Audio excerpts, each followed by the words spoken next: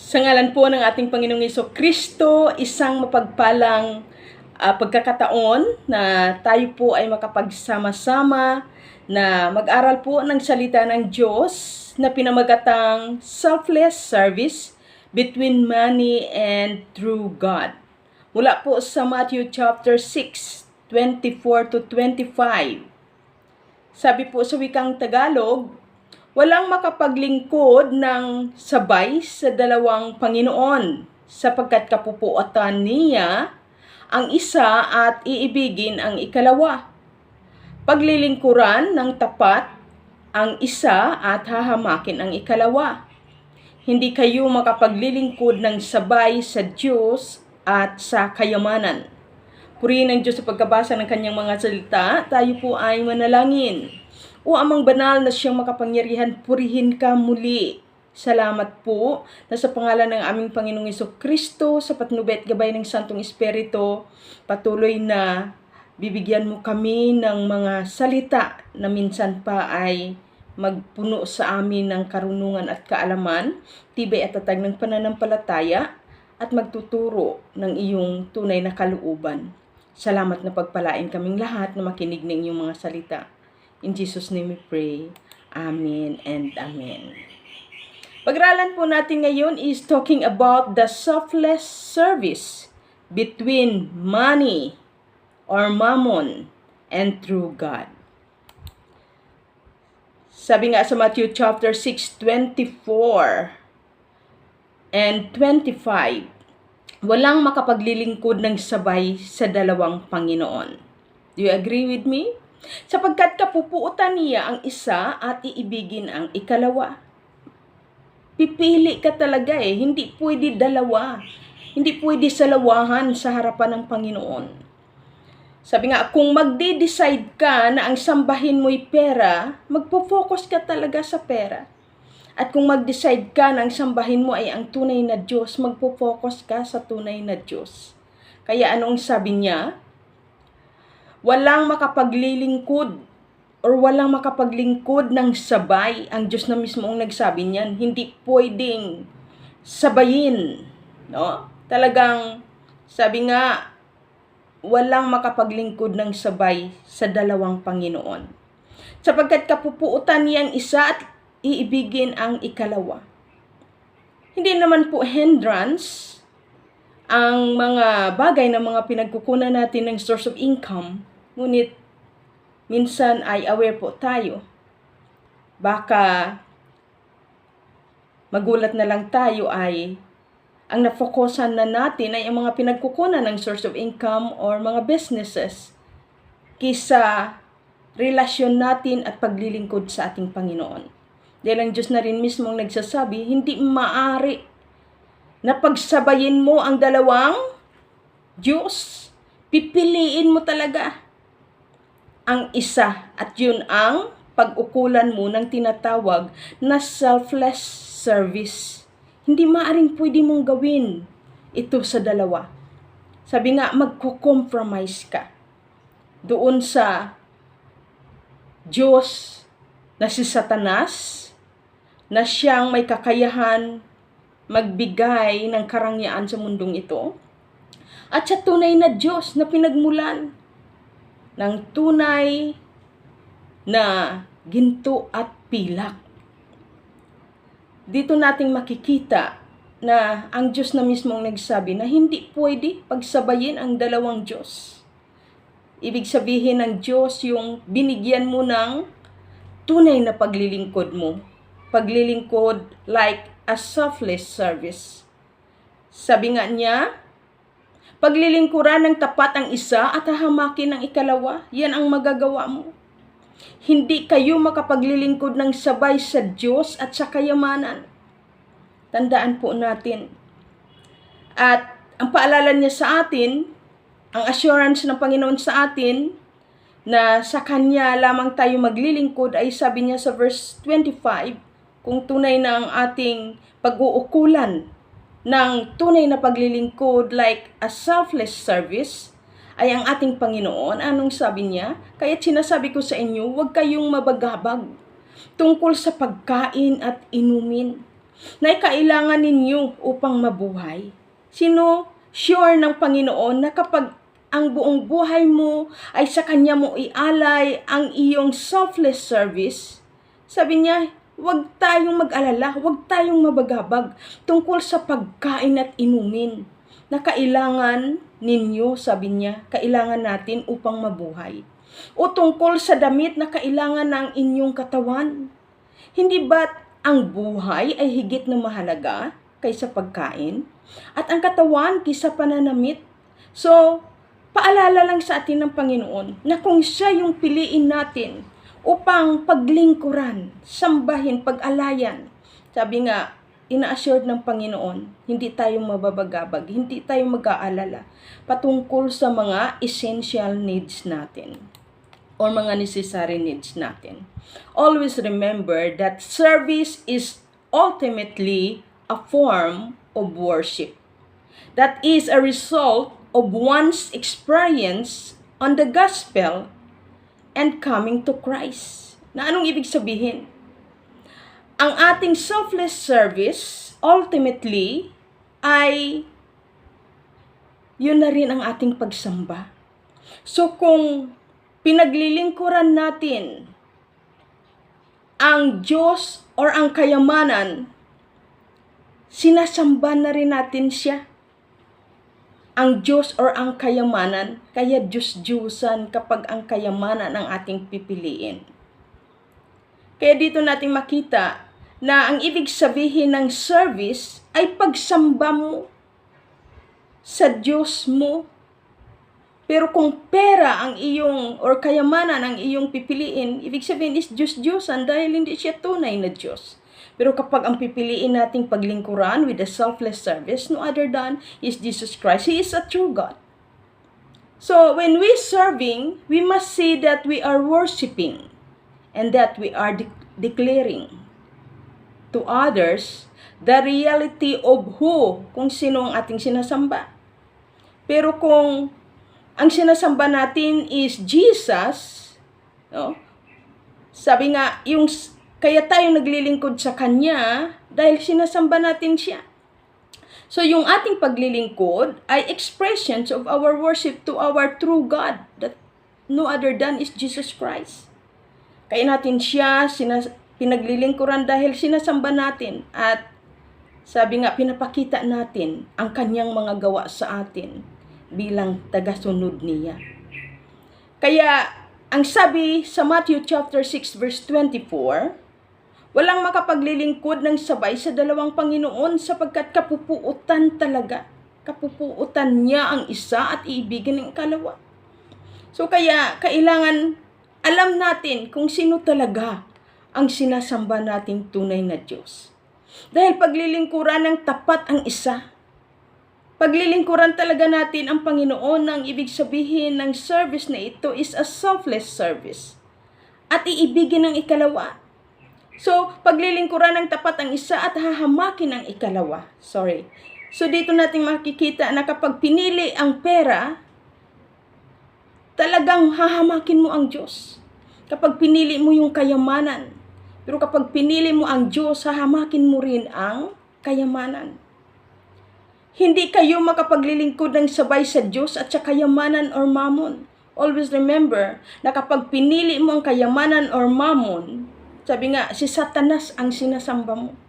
Pero kung pinili mo ang ating Panginoong Jesucristo, always remember na siyang nagmamay-ari ng ginto at pilak.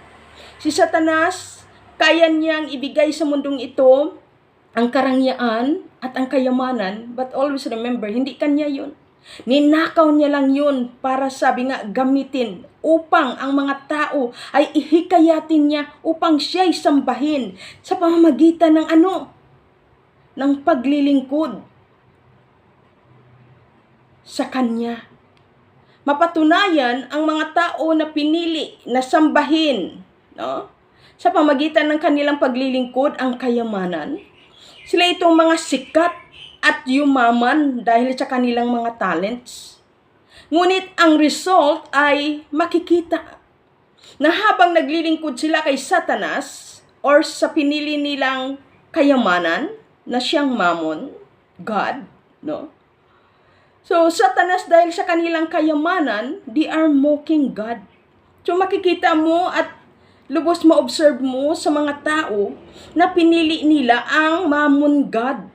Pinili nila ang kayamanan, no? Na sambahin sa pamagitan ng kanilang paglilingkod. Ano ang ginagawa nilang way upang maipadama nila ang kanilang pagsamba? Sa pamagitan ng kanilang paglilingkod. Sa pamagitan ng kanilang mga talents. At ang result ng kanila habang sila ay naglilingkod, makikita mo, binabastos nila ang Diyos. Minumok nila ang Diyos kaysa sila ay napapahamak. Kaya ma-identify mo yung mga tao na pinili ang kayamanan or ang Diyos-Diyosan na mamon.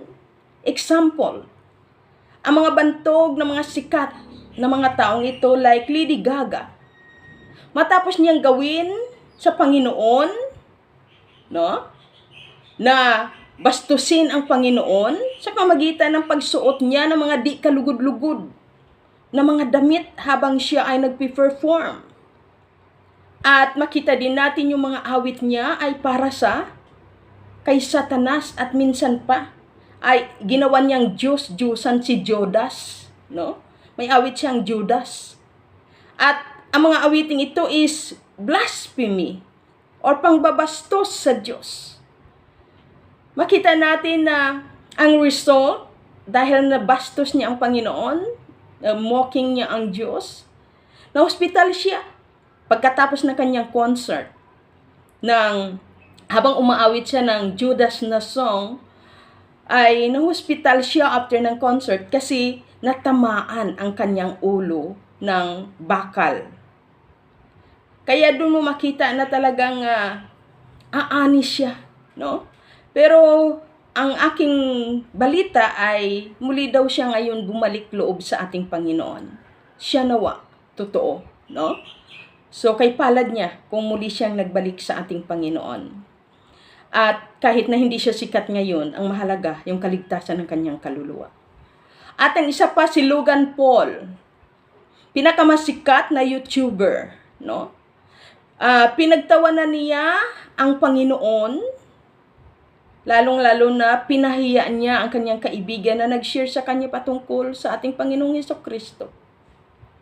So mula noon na ginawa niya yun, na pinahiya niya ang kanyang kaibigan at pinagtawanan ng ating Panginoon na sinishare ng kanyang kaibigan, nagkaroon siya ng something wrong sa kanyang pakiramdam, sa kanyang pisikal na katawan, hanggat siya'y na-depress. At doon natin makikita na na-realize niya na napahiya niya or nabastos niya. At doon niya napatunayan totoo ang Diyos ng kanyang kaibigan na sinishare sa kanya. Nagbalik loob siya sa Panginoon, humingi siya ng tulong. So kay palad nila, like nila ni Lady Gaga, na nagbalik loob sa ating Panginoon. Pero ang masaklap dito, yung katulad ni John Lennon, no? Nung kanilang kasikatan sa kanilang grupo ay sinabi niya na mas sikat siya sa Panginoon. Kaya ano ang bunga? Pinatay siya, no? Kamatayan ang bunga ng kanyang pagbabastos sa tunay na Diyos. At si Marilyn Monroe, pinuntahan siya ng lingkod ng Diyos at pinaalalahanan, pinakilala patungkol kung sino ang tunay na Diyos. Pero anong sinabi niya? Hindi ko kailangan ang inyong Panginoon. So nabalitaan ng lahat na siya'y nagpakamatay. Kabayaran ng kasalanan niya'y kamatayan sa kanyang pagmumoking, pagpapahiya niya sa tunay na Diyos. So, sila ay mga examples na mga taong pinili nilang sumamba sa mamon na Diyos-Diyosan, na siyang kayamanan. Sila ang iilang naglingkod sa kay Satanas sa pamagitan ng kayamanan at kasikatan. Doon nila inalay ang kanilang selfless service sa kay Satanas na siyang mammon God, na siyang kayamanan. Always remember na kaya binalaan tayo ng Panginoon na tayong kanyang mga lingkod, na huwag tayong magmukhang salapi. Sabi sa Hebreo chapter 13 verse 5, huwag kayong magmukhang salapi. Masiyahan na kayo sa anumang nasa inyo. Sapagkat sinabi ng Diyos, hindi kita iiwan ni pababayaan man. Kaya tayo na mga naglilingkod sa Panginoon, always aware. Baka kung kailan pinagpapala ng ating ministeryo, bigla naman tayong malunod at mabulag. At unti-unti, nagiging mukhang pera na. Kaya ang kabayaran ng kasalanan ay pagkakasakit hanggat kamatayan. Useless ang ating paglilingkod. Nagsimula tayo sa Diyos tapos nagtapos tayo sa mamon kay Satanas dahil pinili ang pera or ang kayamanan kaysa magiging persistence sa paglilingkod sa Panginoon with a selfless service. Kaya maraming nahuhulog na mga lingkod ng Diyos sa lapi at laman, sa lapi at babae. Kaya ang babala sa atin ng ating Panginoon na ingat sa ating paglilingkod. Huwag mong hayaan masilaw ka sa salapi kapag ikaw ay itinataas na ng Panginoon at ginagamit mightily at dumadating na ang mga blessing. Huwag tayong magmukhang salapi. Huwag mong hayaan na biglang ang iyong inuukulan pala ng selfless service mo ay ang kayamanan or siyang mammon god. So dahil mahirap, maglingkod sa tunay na Diyos kapag tayo'y magmukhang salapi. Kaya binalaan tayo ng Panginoon na i-sure natin na maglilingkod tayo sa tunay na Diyos na pinagmulan ng ginto at pilak. Ang Diyos siya ang ating sambahin, hindi ang ginto at ang pilak. Dahil mahirap maglingkod sa tunay na Diyos na naging mukhang pera tayo. Katulad ni Judas Iscariote. Sa Matthew chapter 26 verse 14 to 16, tagasunod siya ng Panginoon. Always remember na siya? Natangay, nasilaw, nagmukhang salapi siya. Siya yung tagahawak ng financial, ng fund, ng ministeryo ni na Jesus Christ. So, treasurer siya ng grupo. So, nagpadala siya sa Diyos-Diyusan na mamon na siyang kayamanan or pera or salapi. Kaya, sabi ng Panginoon, mag-ingat sa paglilingkod. Dahil pinatunayan na si Judas Iscariote ay nakuhang magtaksil sa kanya, tumalikod sa kanya, at sumambaya sa kayamanan or sa Diyos-Diyusan na mamon.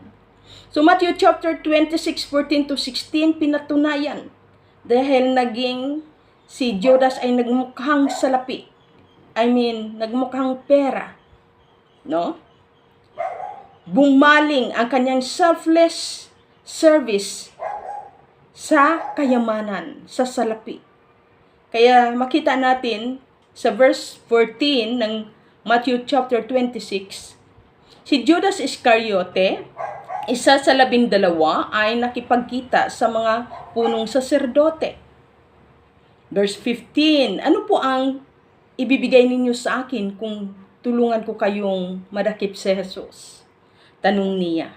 Noon din ay binilang nila siya ng 30 salaping pilak. And verse 16, mula noon, humanap na si Judas ng pagkakataon upang maipagkanulo si Jesus. So ayan na, nabulag na siya ng salapi kasi mas ninais niyang maging mukhang pera kisa sumamba sa tunay na kanyang Panginoon. So pinapaalalahanan tayo ng ating Panginoon, tayong lahat ng mga lingkod niya at maglilingkod pa, na ang lahat ng sumamba sa kayamanan or sa God, sa mammon God, ay ang bunga ng kanyang kasalanan ay kamatayan. Kabayaran ng ating maging kasalanan if tayo maging taksil sa Diyos katulad ni Judas Iscariote or ipagkanulo natin ang Panginoon dahil lang sa kayamanan. Bumaling tayo sumamba sa mammon God instead sa tunay na ating Panginoong Jesucristo. Always remember, ang kabayaran ng kasalanan ni Judas Iscariote ay kamatayan.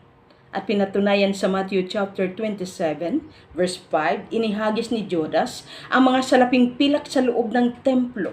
Saka siya umalis at nagbigti. Di niya na-enjoy at napakinabangan ang kanyang salaping nakamtan. Sa kabila ng kanyang pagtataksil at pagiging mukhang pera or mukhang salapi, pinili niyang sumamba.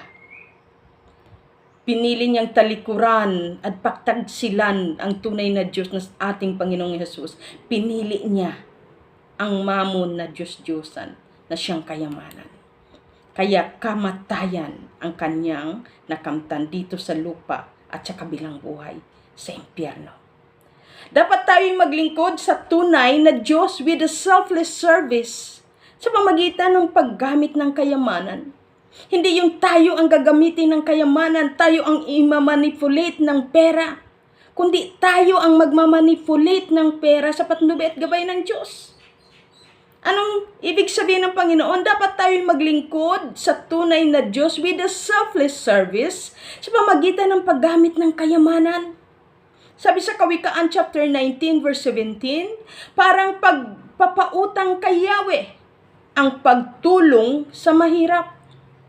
So, gamitin natin niya ang pera, ang pagpapala ng Diyos, upang paglingkuran siya with a selfless service sa pagtulong sa mahirap. Sabi ng Panginoon, at pagdating ng panahon, ay siya ang magbabayad. So, parang nagpapautang tayo sa Panginoon kapag ang pagpapala, ang pera, ang kayamanang bigay sa atin ng Panginoon, ay ginagamit natin ito to extend His kingdom and territory upang makapagtanim ng salita ng Diyos sa mga tao at makapag-ani ng salita ng Diyos upang akayin ang lahat ng tao na manalig kay Kristo upang masumpungan nila ang tunay na kaligtasan ng kanilang kaluluwa. Gamitin ang pera with a selfless service sa pamagitan ng paglilingkod upang magdala ng kaluluwa. Kaya this is the moment, kung mayroon kayong salapi, mag-invest kayo ng pagpapala sa kalangitan. Mag-invest kayo sa mga minister ng Panginoon upang makapagpatuloy sa paggawa ng mission and evangelism. Mag-invest sa evangelism, mag-invest sa mission. Dahil ang mga gawaing iyan ay dapat paglaanan ng pagpapala to extend the kingdom and the territory at upang magtanim ng salita ng Diyos at upang mag-ani ng mga kaluluwa for the glory of God, for the sake sa kaligtasan ng mga tao. Hindi yung maggamit para lang, sabi nga, ay i-enjoy natin ang mundong ito at magmukhang pera nga tayo at magmayabang sa mga tao. Gamitin natin ang salapi with a selfless service. Dahil ang sabi ng Panginoon, ang pagtulong natin sa mahihirap ay pagpapautang natin sa Diyos. At darating ang araw, hindi mawala ng kabuluhan ang ating pagbibigay ng pera para sa Panginoon to extend His kingdom and territory for the sake sa kaligtasan ng maraming kaluluwa at makakilala sa Panginoon. Kaya support ministers, ministry, and mission. Suportahan nyo yan. Tingnan nyo yung mga masisipag at mga lingkod ng Diyos na nangailangan ng tulong. Hindi yung kung saan mayaman na nga yung church, mayaman na yung mga pastor. Doon din kayo lahat magbibigay. Tingnan nyo kung sino sa mga provinces, kung sino mga lingkod ng Diyos na nangailangan ng tulong para mag-extend ng kingdom and territory of God. Mag-scattered kayo, hindi yung nahihypnotize kayo ng mga malalakit, mayayaman na mga churches na ang kanilang ginagawa ay, makita nyo, na nasasayang lang, hindi matabang lupa ang inyong napagtamnan. Hayaan nyong gamitin ang salapi upang abutin ang mga mahihirap na local churches ng Panginoon upang sabay-sabay tayo na makagawa ng kalooban ng Diyos. Support sa mga tunay na mga lingkod ng Diyos na nangailangan ng support para mag-ani ng mga kaluluwa in mission and ministry. Katulad ng ginawa ng isang mabuting Samaritano Siya ay sumamba sa tunay na Diyos sa pamagitan ng paglilingkod with a selfless service na gamit ang kanyang kayamanan. Sa Lucas chapter 10 verse 25 to 37, mababasa natin kung paano naglingkod ang Samaritanong ito sa Diyos sa pamagitan ng kanyang kapwa with a selfless service gamit ang kanyang kayamanan. Makikita natin sa verse 33 to 37, sabi sa verse 33, ngunit may isang Samaritanong naglalakbay na naparaan doon. Nakita niya ang hinirang at siya'y nahabag. See? Samantala, walang pakialam ang pari at mga Levita. Pero siya na Samaritano na pinagtatawanan ng mga pari at Levitang ito, dinidiscriminate siya, but doon mo makita na ang Diyos ay nalugod sa kanya dahil nagawa niya yung selfless service sa pamagitan ng kanyang kayamanan. Sabi sa verse 34, lumapit siya, binusa ng langis at alak ang mga sugat nito at tinalian. Saka isinakay ang tao sa kanyang sinasakyang hayop, dinala sa bahay panuluyan at inalagaan doon.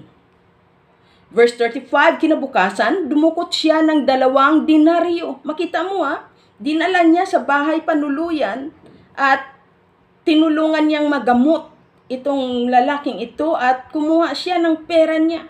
Dumukot siya ng 2 denaryo, ibinigay sa may-ari ng bahay panuluyan at sinabi, alagaan mo siya. At kung magkano man ang kakulangan niyang babayaran, sabi niya, babayaran ko sa aking pagbabalik. See? Gamit niya ang kanyang kayamanan. Hindi niya naman kilala yung taong iyon na siyang, sabi nga, ay nakahandusay, no? Na sinakta ng mga tulisan. Sabi sa verse 36, sino ngayon sa palagay mo ang nagpakita ng kanyang pakikipagkapwa-tao? So, sabi ni Jesus sa eskriba, sino ngayon ang makitaan mo? Ang pari, ang Levita, o ang Samaritano? Mabuting Samaritanong ito, ang nakitaan mo ng paglilingkod with a selfless service sa pamagitan ng kanyang salapi upang ipakita ang kanyang paglilingkod sa Diyos na may selfless service sa kanyang kapwa. So, yan ang ibig sabihin ng Panginoon. Sabi niya sa tumutulig sa kanya na eskriba, sabi niya, sino ngayon sa palagay mo ang nagpakita ng kanyang pakikipagkapwa sa taong hinirang ng mga tulisan? Tanong ni Jesus. Sa Lucas chapter 10 verse 37, at ito na rin ang conclusion, ang sagot ng eskriba, ang nagpakita ng habag sa kanya. So siya na rin nagsabi. Sabi niya, ang nagpakita ng habag sa kanya. Nang anong ibig sabihin? Selfless service. Tugon ng eskriba. Sinabi sa kanya ni Jesus, humayo ka. Gayon din ang gawin mo. So my dear brothers and sisters in Christ, kung naunawaan mo na ang pagsamba sa Mammon God na siyang kayamanan, the result is to blaspheme God, and at the end is kamatayan, physical at kamatayang spiritual sa impyerno. Pero if you serve the Lord, pinili mo, sambahin ang ating Panginoong Jesucristo with a selfless service sa pamagitan ng kayamanang ibinigay sa iyo ng Panginoon, makita mo na tunay na ikaw ay kalugdan ng Diyos katulad ng Samaritano. Kaya kapatid, alin ang gusto mong paglingkuran? Mammon? Diyos-Diyosan na Mammon na siyang kayamanan? O ang tunay na Diyos na siyang pinagmula ng kayamanan, ng ginto at pilak? Ang sumasamba sa Mammon ay mag-aani ng kamatayan. Ang naglingkod sa Mammon, or sabi nga ay pinili na paglingkuran at ginawang Diyos-Diyosan, ang salapi ay kamatayan ang kanyang aangihin. Ngunit ang naglingkod sa tunay na Diyos na si Jesucristo with a selfless service na ginamit ang kanyang kayamanan para tulungan at ipadama sa kanyang kapwa Always remember na kung anong ginawa natin sa Diyos, ay anong ginawa natin sa ating kapwa na kabutihan, ay ginagawa natin sa Diyos. So, to God be all the glory. Kapatid, naway, minsan lang, paalala. Aware kung sino ang tunay na Diyos na ating sinasamba. Gawin natin ang blessing na magawa natin ang selfless service for the glory of God. Ama, maraming salamat sa buhay ng mga kapatid ko na kapwa kami ay tinuruan mo kung sino ang tunay na Diyos na aming pipiliin. Ikaw lamang ang tunay na Diyos na dapat naming pag-ukulan ng aming selfless service. Pagpalain mo po ang bawat isang nakinig. Salamat sa katugunan ng mga dalangin at patuloy na tulungan mo kami na habang kami nabubuhay ay magawa naming paglingkuran ka with the selfless service sa pamagitan ng mga biyaya or pagpapalang bigay mo sa amin. Receive the blessings of the Lord in the name of the Father, the Son, and the Holy Spirit. In Jesus' name we pray. Amen and amen. Maraming salamat po sa inyong pakikinig. God bless everyone. Mahal ko kayong lahat kay Kristo Jesus.